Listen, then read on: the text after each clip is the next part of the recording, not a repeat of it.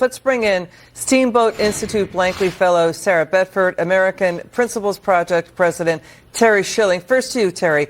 Kamala Harris reportedly looking at Senator Mark Kelly to be her running mate. There's a lot of talk about this Real Clear Politics story, and Axios also reported that Senator Mark Kelly co-founded a company that specializes in surveillance balloons that are used by the Pentagon, NASA, and NOAA. He has nothing to do, absolutely zero, nothing. Senator Kelly has nothing to do with that Chinese spy controversy. There's talk about that company he co-founded was funded in part by a Chinese venture capitalist firm that has close ties to the Chinese Communist Party. What do you think, Terry?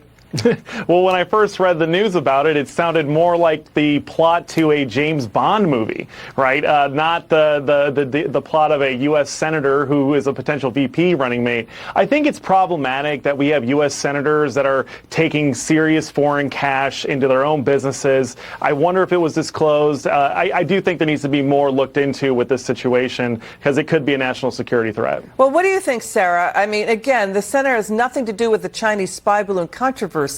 This looks like an unfortunate coincidence. Now, Senator Kelly reportedly stepped away from his position at that company when he ran for the Senate. His investment in that company is in a blind trust. What do you make of this, Sarah? Well, I think that Kamala Harris, she doesn't have a lot of room for error with so little runway left in the election. So why she would choose someone who evokes some of the Biden administration's worst moments and calls attention to the fact that the Biden administration is perceived as being so weak on national security that foreign policy has become a mess on Biden and Harris's watch. Why she would choose a candidate who reinforces some of those worst narratives about the Biden administration doesn't seem to make a lot of sense, except not a lot about what the Democrats have been doing lately makes a lot of sense unless you look at it through the lens of them just wanting to win elections. Arizona is a key state. Mark Kelly is from that key state, and that seems to be some of the only calculations going into the VP search.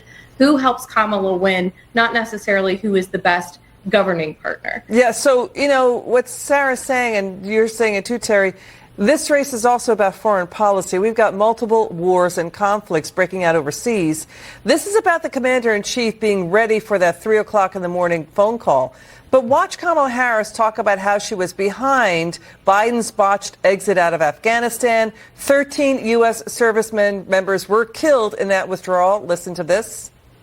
He just made a really big decision. Afghanistan. Yes. Were you the last person in the room? Yes. And you feel comfortable? I do. The United States shares a very important relationship, which is an alliance with the Republic of North Korea. Okay, Terry, she meant South Korea. So what do you make of these comments here?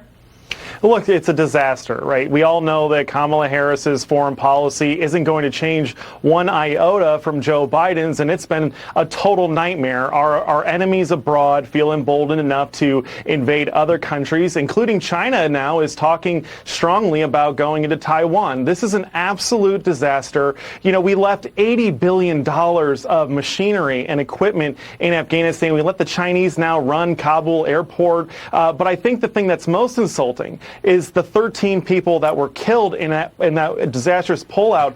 Joe Biden checked his watch with every casket that came off. Kamala didn't even show up.